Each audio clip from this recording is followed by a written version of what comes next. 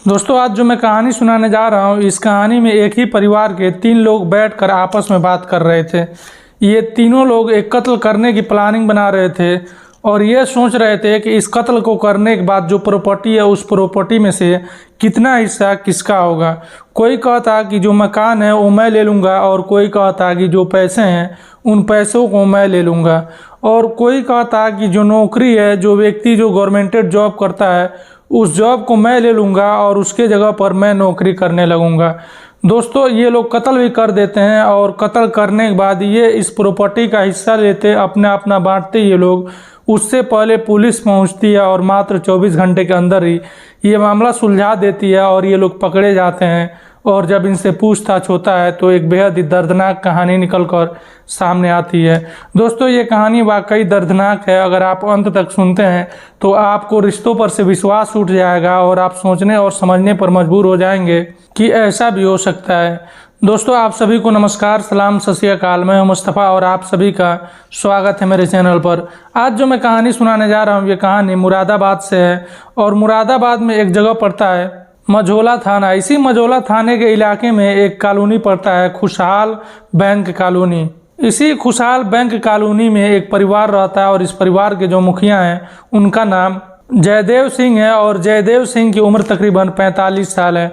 इनके अलावा परिवार में इनकी पत्नी है और पत्नी का नाम दीपा कौर है और इनके 3 बच्चे भी है, जिसमें एक बेटा जिसकी उम्र 17 साल है और ये बड़ा बेटा है और एक इनका दूसरा बेटा है जिसकी उम्र 14 साल है और इनकी एक बेटी है और बेटी की उम्र 11 साल है। दोस्तों जो जयदेव सिंह है ये जॉब करते हैं, गवर्नमेंटेड नौकरी है इनके पास और ये एसडीएम साहब की गाड़ी चलाते हैं। जो मुरादाबाद के एसडीएम है उन्हीं का ये गाड़ी चलाते हैं और ये ड्राइवर का काम करते हैं। खुशहाल बैंक कॉलोनी में इन्होंने 2 मंजिला मकान बनवाया है और वहीं ये लोग रहते हैं अपने परिवार के साथ।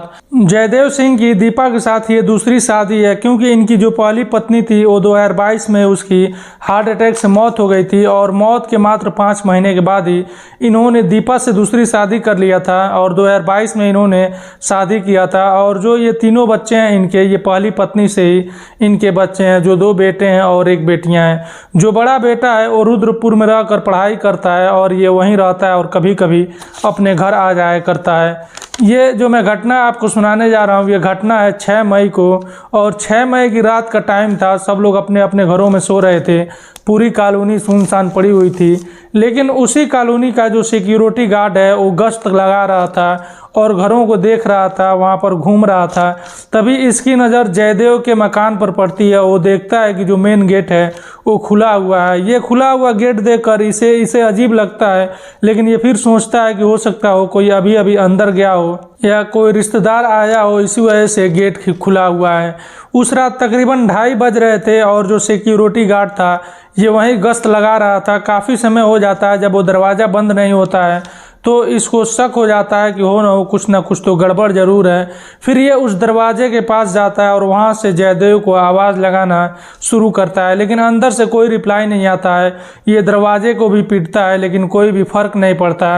और अब ये सिक्योरिटी गार्ड सीटियाँ बजाने लगता है। जब ये सीटी बजाता है तो जो आस पड़ोस के लोग थे वो अपने घरों से बाहर निकलते हैं और इस सिक्योरिटी गार्ड के पास आते हैं और इससे कहने लगते हैं, इतनी रात को आखिर क्या परेशानी है कि तुम सीटी बजा रहे हो और सबके नींदों में खलल डाल रहे हो। ये सिक्योरिटी गार्ड बताता है कि साहब मैं तो अपनी ड्यूटी कर रहा हूँ और ये गेट खुला हुआ है। मैं काफ़ी समय से इस घर के लोगों को बुलाने की कोशिश कर रहा हूँ लेकिन कोई भी रिप्लाई अंदर से नहीं मिल रहा है, इसी वजह से मैंने सीटी बजाना शुरू कर दिया।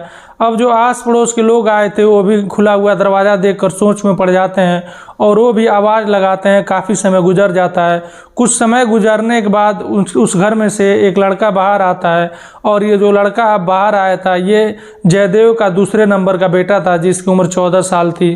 वो बाहर आता है और पूछता है, क्या बात है, आप लोग क्यों चिल्ला रहे हैं? तो सिक्योरिटी गार्ड बताता है कि गेट खुला हुआ है और इसी वजह से हम लोग चिल्ला रहे हैं कि कहीं ऐसा तो नहीं कि घर में चोरी हो गया है। जब ये उनका 14 साल का बेटा, जो जयदेव का 14 साल का बेटा था, वो ये चीज़ देखता है तो वो भी सोच में पड़ जाता है और वो भी घबरा जाता है और भागते हुए वो अपने पिता के कमरे की तरफ जाता है। यानी कि जैसे ही वो जयदेव के रूम में जाता है तो इसके चीखें निकल जाती हैं। वो देखता है कि उसके पिता यानी कि जयदेव फर्श पर पड़े हुए हैं और वो खून से लथपथ हैं।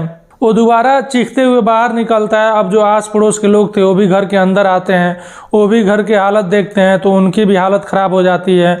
अब जो जयदेव की पत्नी दीपा कौर थी वो भी ऊपर से नीचे आती है, क्योंकि ये लोग फर्स्ट फ्लोर पर थे और जो जयदेव थे वो ग्राउंड फ्लोर पर सोए हुए थे। अब दीपा अपने बड़े बेटे यानी कि जो सौतेला बेटा था इनका, जिसकी उम्र 17 साल थी, ये उस सौतेले बेटे को फ़ोन करती हैं जो रुद्रपुर में रहता है। और रुद्रपुर से इनका बड़ा बेटा घर आता है और घर आने के बाद वो पुलिस को फ़ोन करता है और पुलिस भी मौके पर पहुंच जाती है। जब पुलिस पहुंचती है तो इसको तुरंत यानी कि जयदेव को हॉस्पिटल पहुंचाया जाता है, लेकिन हॉस्पिटल जाते ही ये क्लियर हो जाता है कि जयदेव की मृत्यु हो गई है और इनकी मौत हो गई है। फिर इनको पोस्टमार्टम के लिए भेज दिया जाता है।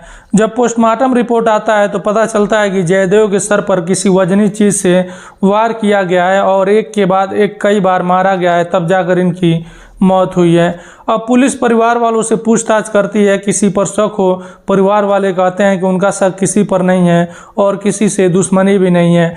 उस घर में सीसीटीवी कैमरे भी लगे हुए थे। पुलिस को लगा था कि अगर कैमरे को खंगालेंगे तो बड़ी ही आसानी से जो कातिल है, जो घर के अंदर आया है, वो पकड़ा जाएगा।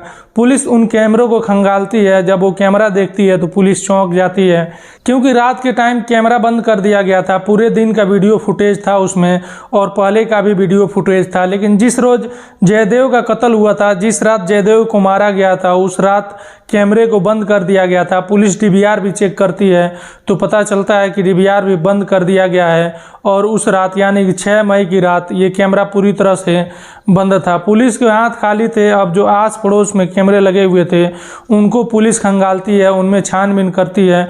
वहाँ से भी कोई संदिग्ध व्यक्ति नज़र नहीं आता है और पुलिस को किसी पर शक नहीं होता है। अब पुलिस का जो शक का सुई था वो परिवार की तरफ ही घूम जाता है, क्योंकि जो घर का कैमरा था वो बाहरी कोई बंद नहीं कर सकता है। पर पुलिस को लगा था कि घर का ही कोई ऐसा सदस्य है जो इस कैमरे को बंद किया है और कैमरे को बंद करने के बाद इनको यानी कि जयदेव को मारा है। अब पुलिस परिवार में जितने सदस्य थे उन सब से अलग अलग करके पूछताछ करती है। जब अलग अलग करके पूछताछ किया जाता है तो इनके बातों में मतभेद हो जाता है। कोई कुछ और कह देता है तो कोई कुछ और कह देता है और अब पुलिस का शक और गहरा हो जाता है। जब इनके बड़े बेटे से पूछताछ किया जाता है, जिसकी उम्र 17 साल थी, तो वो बताता है कि साहब वो रुद्रपुर में रहता है और इसके बारे में कोई जानकारी नहीं है और वो रुद्रपुर में ही था। रात को तकरीबन 3 बजे के आसपास मेरी माँ यानी कि जो इसकी सौतेली माँ है दीपा कौर, उसका फ़ोन आया और उन्होंने ही मुझे जानकारी दी कि तुम्हारे पिता की मौत हो गई है। और फिर मैं रुद्रपुर से भागता हुआ मैं अपने घर पहुंचा और आकर पुलिस को इसके बारे में जानकारी दी। लेकिन पुलिस का जो शक था वो इन्हीं लोगों पर था और कंफर्म पुलिस हो गई थी कि हो न हो इन्हीं लोगों का इसमें हाथ है और दाल में काला ज़रूर है। ये लोग गुमराह करने की कोशिश कर रहे हैं और ये लोग पुलिस को भटका रहे हैं। और पुलिस डिसाइड करती है कि इनसे सख्ती से पूछताछ किया जाएगा और पुलिस इनसे सख्ती करती है। जब पुलिस सख्त होती है तो ये लोग टूटते हैं और जो पूरी सच्चाई थी और जो पूरी कहानी थी वो पुलिस के सामने बयान कर देते हैं। दोस्तों, ये लोग जो कहानी पुलिस को सुनाया था वो कहानी कुछ यूँ है। जो जयदेव सिंह है ये एसडीएम का गाड़ी चलाता है और ये दारू भी पीता है। जब ये दूसरी शादी किया दीपा कौर से, जब इसकी पहली पत्नी की मौत हुई और 5 महीने के बाद ही इसने शादी कर लिया, तो जो दीपा कौर की उम्र थी उसकी उम्र मात्र 22 साल थी। यानी कि ये जो जयदेव है इसकी उम्र 45 साल है और ये अपने आधे उम्र की लड़की से इसने शादी कर लिया। शादी के बाद जब वो अपनी पत्नी को घर लाया तो इसको शक हो गया, यानी कि जयदेव को शक हो गया कि जो उसका बड़ा बेटा है वो अपनी सौतेली माँ के साथ संबंध बनाता है और उसके साथ सोता है। और इसी शक की वजह से वो अपने पत्नी और बड़े बेटे को पिटाई करता और आए दिन दारू पी कर आता और अपने बेटे और पत्नी दोनों को खूब पीटता और मारता। यही वजह है कि जो जयदेव है वो अपने बड़े बेटे को रुद्रपुर पढ़ने के लिए भेज दिया है और उसे घर पर नहीं रखता है। लेकिन फिर भी उसे शक था कि वो जब घर पर नहीं होता है तो उसके पीछे उसका बेटा घर आता है और अपने सौतेली माँ के साथ संबंध बनाता है। ये लोग बताते हैं इस मारपीट की वजह से हम लोग परेशान हो गए थे और इसी वजह से हम लोगों ने इसको मार दिया। ये लोग बताते हैं कि साहब ये सोया हुआ था और फिर हम लोगों ने प्लान बनाया और प्लान के तहत ही जब ये सोए हुए थे जयदेव, तभी इनके सर के ऊपर लाठी डंडों से एक के बाद एक कई हमने वार किया और जब हमें लगा कि इसकी मौत हो गई है तो हम लोग अपने अपने कमरे में चले गए और जाकर सो गए। ये पूछताछ में आगे बताते हैं कि साहब इसमें जो दीपा कौर है उसका एक भाई भी है और वो वो भी इस कत्ल में शामिल है। पुलिस उसको भी, यानी जो दीपा कौर का भाई था, उसे भी गिरफ्तार कर लेती है और जो दीपा कौर है और जो दीपा कौर के भाई है, इन्हें जेल में भेज दिया जाता है और जो दो इनके छोटे बेटे हैं, इनको बाल सुधार गृह भेज दिया जाता है, क्योंकि अभी ये लोग नाबालिग हैं। ये लोग पूछताछ में ये भी बताते हैं और कहते हैं, साहब हम लोगों ने ये भी डिसाइड कर लिया था कि कौन सा प्रॉपर्टी किसके हिस्से में जाएगा। ये लोग बताते हैं कि जो दीपा कौर है उसने कहा था कि जो मकान है वो मेरे हिस्से में आ जाएगा, और जो बड़ा बेटा है उसने कहा था कि जो पिता की नौकरी है, जो ड्राइविंग का वो काम करता है, SDM की जो गाड़ी वो चलाता है, उस काम को वो ले लेगा और वो ड्राइविंग करने लगेगा। और जो इनका छोटा बेटा जिसकी उम्र 14 साल है, उसने कहा था कि जो सारे पैसे पड़े हुए हैं अकाउंट में या फिर और जो कहीं भी हैं, वो सारे पैसे मेरे हो जाएंगे। लेकिन दोस्तों, ये लोग इन पैसों का और इस घर का और इस नौकरी का लाभ उठा पाते, उससे पहले पुलिस ने इस मामले में तफ्तीश शुरू की और मात्र 24 घंटे के अंदर ही ये लोग पकड़े गए।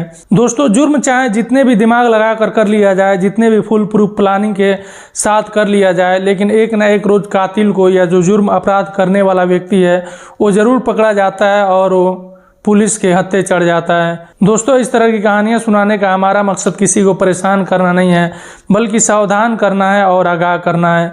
दोस्तों, इस कहानी के बारे में आपकी क्या राय है? आप अपनी राय कमेंट बॉक्स में दे सकते हैं, और आपसे रिक्वेस्ट है कि मेरा वीडियो लाइक कीजिए और चैनल को सब्सक्राइब करना मत भूलिएगा।